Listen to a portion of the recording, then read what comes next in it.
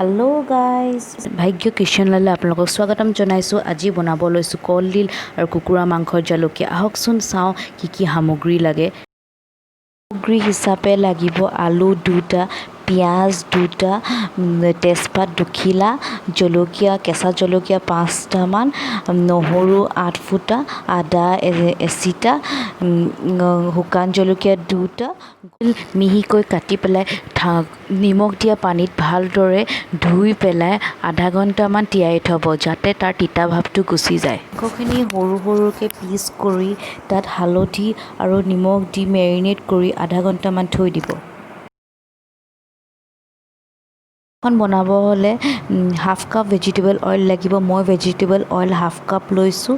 Vegetable অইলখিনি ভালদৰে পকি আহিলে তাত মাংস পিচেছখিনি, মেৰিনেট কৰা মাংস পিচেছখিনি ভালদৰে ভাজিব, যাতে ইয়াৰ কালাৰটো অকণমান চেঞ্জ হয়।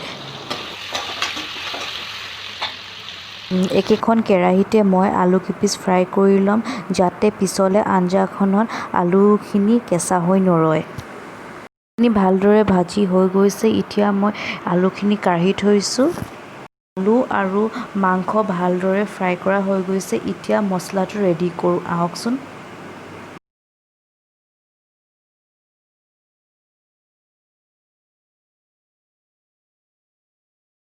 একেখন পাত্ৰতে তেল আৰু অকণমান দি দিছোঁ। তেলখিনি পকা হৈ গ'লে এতিয়া তেজপাত 2 খিলা, শুকান জলকীয়া ফুটি আহিবলৈ দিছোঁ।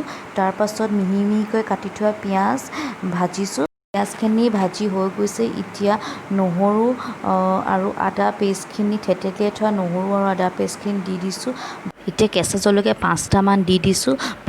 ভালদৰে এতিয়া হেতাখনে লৰাই দিছোঁ, যাতে মছলাখিনি ভালদৰে সিজক।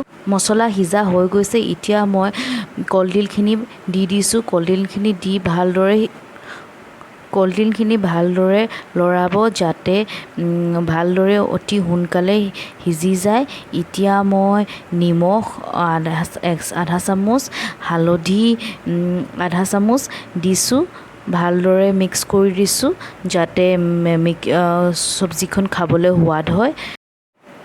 চব্জিখিনি ভালদৰে লৰাব, যাতে নিমখ আৰু হালধি মিক্সচাৰটো ভালকৈ মিহলি যায়, যাতে চব্জিখন খাবলৈ সোৱাদ হয়। এতিয়া মই ঘৰতে পিছা ধনিয়া আৰু জিৰা গুড়ি দিছোঁ, ভালদৰে মিক্স কৰি দিছোঁ। তাৰপাছত মই ৰেড চিলি পাউডাৰ দি দিম। ৰেড চিলি পাউডাৰ অকণমান সৰহকৈ দিম, আমি জ্বলা খাই ভাল পাওঁ কাৰণে। আৰু ৰেড চিলি দিয়াৰ পাছত ভালদৰে লৰাব। ভালদৰে ভাজি হৈ গ'লে 10 মিনিটমান হাফৰ দি ঢাকি থ'ব। এয়া ভালদৰে ভাজি হৈ গৈছে। এতিয়া মই আলু আৰু মাংস পিচখিনি ইয়াত লগত দি দিম।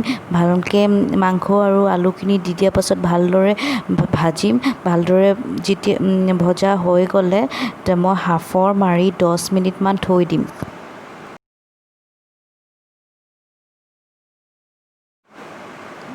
ভালদৰে মিক্স কৰিছোঁ। আলু, কলডিল আৰু মাংস ভালদৰে মিক্স কৰিছোঁ, যাতে মছলা আৰু মছলাখিনি ভালদৰে লাগি যায়।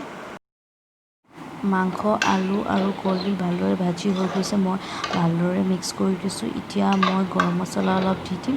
গৰম মছলা আছে লং, দালচেনি আৰু ইলাচি মই থেতেলিয়াই থৈছিলোঁ। মই ৰেডিমেড পেকেটটো ইউজ কৰা নাই। আপোনালোকে ৰেডিমেডটো দিব পাৰিব। অলপ দেৰি ভাজিব দিব। তাৰপাছত অকণমান জালুকৰ গুড়ি এড কৰি দিছোঁ, গোন্ধটোও ধুনীয়া হয়, খাবলৈ চব্জিখন বিৰাট টেষ্টি হয়। সেইকাৰণে কলডিল আৰু কুকুৰা মাংস জালুকীয়া হৈছে। চব্জিখিনি ভালদৰে মিক্স কৰাৰ পাছত চব্জিখিনি অকণমান বহলাই দিব, যাতে তেল ফুটি উঠে আৰু চব্জিখন কুৰকুৰীয়া হয়। আপোনালোকে চব্জিখন জুলীয়া কৰিও খাব পাৰে। জুলীয়া খাব মন গ'লে পানী এগিলাচ বা 2 গিলাচ দি পেলাই ভালদৰে উতলিবলৈ দিব। চব্জি হৈয়ে গৈছে। এতিয়া মই অলপ দেৰি 5 মিনিটমান এনেকৈ থৈ পেলাই কাঢ়ি থ'ম। আঞ্জাখন হৈয়ে গ'ল। এতিয়া মই কাঢ়ি থৈছোঁ। এয়া আপোনালোকক দেখুৱাইছোঁ। এয়া হৈছে মোৰ ৰেচিপিটো। ভাল লাগিলে লাইক কৰিব, ছাবস্ক্ৰাইব কৰিব আৰু কমেণ্ট কৰিব। Thank U.